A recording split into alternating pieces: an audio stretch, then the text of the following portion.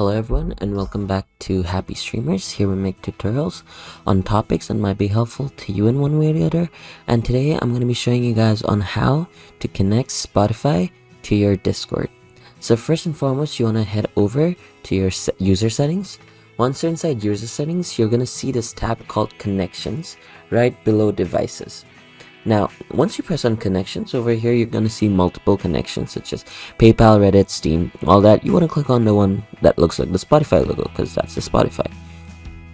After you click on Spotify, over here, you can log in with your Spotify address. Now, I do not have a Spotify account, so I do not really have any login as of the moment.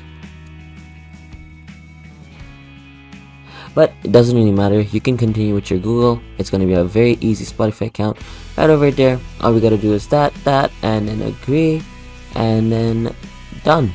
We have connected our Spotify account. So now if we go back to Spotify, well, not Spotify, now if we go back to our Discord, over here you can see Ideatech, and that's our Spotify connected.